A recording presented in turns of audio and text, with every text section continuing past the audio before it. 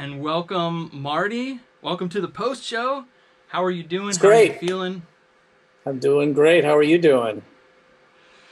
It's hot, but we're We're hanging both in, like we're kind of hanging in sweating there. in the studio here. Well, this is good because you guys were all pre-recorded and now you're live, but you're sort of live Yeah, in the same place you recorded yourself. So that was a good idea. it's it's quite identical. I mean, if you can you tell how many shirts I've worn? No, you can't. No, it just actually it's funny because the day today is almost exactly the same way it was when I recorded my little happy thing. So Yeah, it's yeah. great. Will, are you up here? You're up here in Seattle too, right? I Right am, now? yeah. I'm up in Wallingford. Oh, Wallingford. Okay, great. Yeah. And Cody, you're down in LA or San Francisco? Where are you? I'm here in the beautiful, obviously sunny Los Angeles. You can't With tell, a but it's black gorgeous. curtain background. Okay. No, I'm facing the sun. Anyways, Marty, Okay. the work on Golem is amazing. In fact, I loved your talk at Game SoundCon. I was right there in the front row, hanging out with you when you talked about it a little bit, kind of opened up the themes a bit. Maybe go into detail about this new game studio and Golem and how you've kind of put everything together. Well, it's a small independent studio. It's called Highwire Games, and it's primarily folks that have known each other for a while, some veterans in the industry, and then we've now hired a bunch of youngsters straight out of DigiPen. So we've got the old dogs and the young pups, and it's working That's pretty great. good. That's good. Um, Yeah, and we're now up to about 30, but Golem, I think we, especially at the end, there were three of us working on it towards the end. It had a storied little history. It was a VR project with Sony.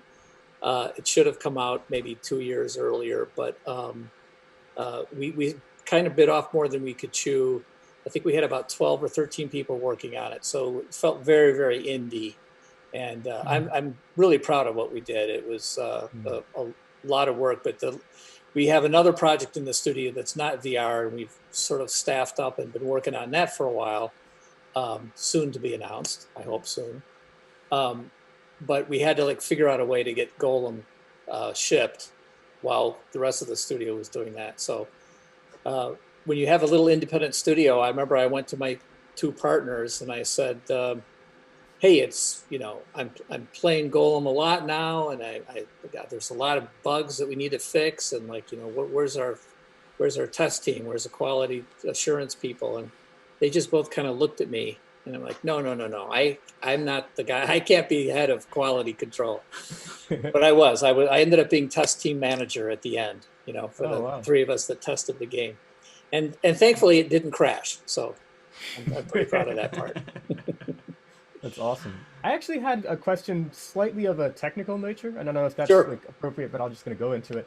So I remember earlier you were talking about some developments that you were making on the use of rubato in live recorded game scores and how to Yeah. be able to use rubato, which is, for people who might not know, it's a freely timed, not precise on the click, but freely timed and very emotive style of playing, but with a full orchestra. And I was wondering if you could explain more about this technique and if you use this on Golem, if that's what this project was for. Or...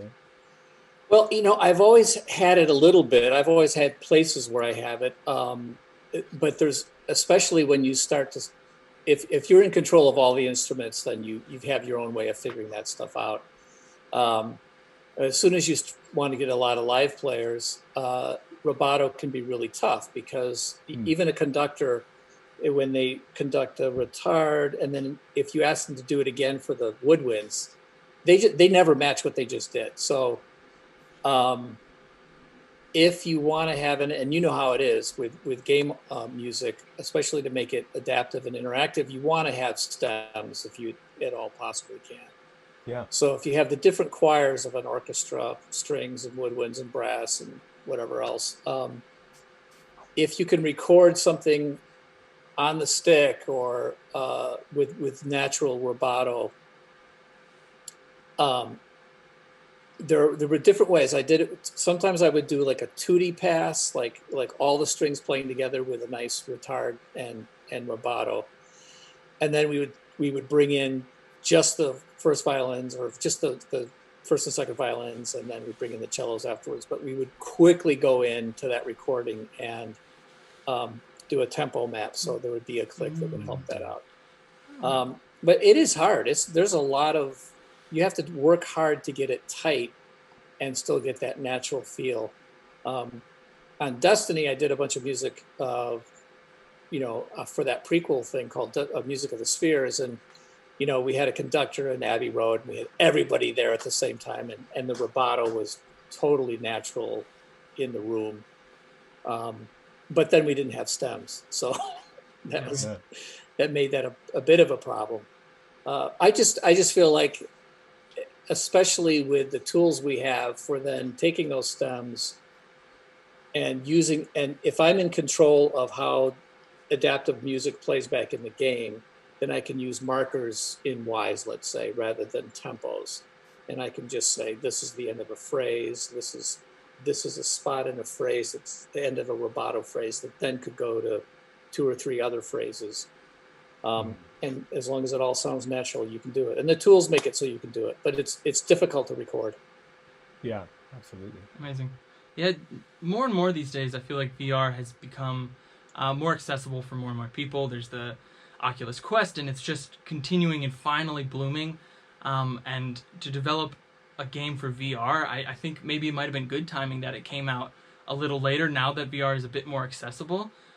So bravo to your team. When it came to the narrative and kind of how you approach the music, for those who don't have VR sets, who haven't had a chance to play the game, who might not be able to, can you open up a little bit about maybe some of the textures you chose and how you decided to kind of follow the narrative when it came to musical elements? Yeah, well, the story was something that Jamie Griesmer, who's our creative director, and he also ended up being basically the main writer of the script. He and I worked on the story from the beginning. It was all based on a small family. It's a sort of intimate story that then ends up blowing out into this endless city, this big city where you fight these stone golems. But it's just you by yourself trying to find your sister. So I knew from the beginning that it was going to be a more intimate story, and I decided to try to keep the music, even when it's big, it's sort of chamber orchestra big. And then in the city, there was just going to be a lot of sort of primitive percussion sounds. And then the final element that's sort of was key to the feeling of the score was the fact that these siblings who were young had lost their mother, and there was some sort of lullaby that the mother would sing. So there was this nice little lullaby melody that I pulled out of an old lullaby that I actually wrote when my daughter was born, way back. And that was my wife's idea. She says, hey, you should use that lullaby you wrote for Allison when she was born. I'm like, that's a great idea. So it's fun when you have a small independent studio and you're in control of so many things, and like nobody had to approve that. I told Jamie, I'm like, hey, I got this lullaby. And then when we were casting Dana Davis, who's an actress, she's been on lots of TV shows. When we were casting, one of the things we needed was someone who could sing, at least so they could hum this melody. Mm-hmm. And as soon as I gave it to her, she just sang it beautifully. She's had a really natural, sweet voice, sang it right back to me immediately. So I thought, well, that's going to be easy then, because there was a lot of physical stuff she had to do too, perf cap and everything else. But I knew that she could sit and hum this melody on the rock. And I was funny, I was looking her up the other day, and she's got a degree in music, and she was a vocal major at some point. I'm like, oh, well, that would have been nice if I'd known that, but I didn't have to know that. She did great. So Amazing. I think that's a long answer to your question. No, it's great. I really love it. I always love kind of hearing insights on people's musical narrative, engines, and how they're, engined by like thinking of, how music and narrative are interplaying. And it's awesome to hear about that. And congratulations again on. Let me just say one last thing. Oh, sure. Somebody should. So because so many people are not going to play the game, they could watch my playthrough on my YouTube channel. So I have Marty O'Donnell YouTube channel that you can go to and watch the entire playthrough of the game, and then you can get a sense of how it works. Awesome. Well, head over to Marty's YouTube channel, watch the full playthrough. You can hear in its full glory the sound and music of Golem, along with the narrative. Thanks again for coming out, Marty. Thanks, Cody. You're a legend. I love your work.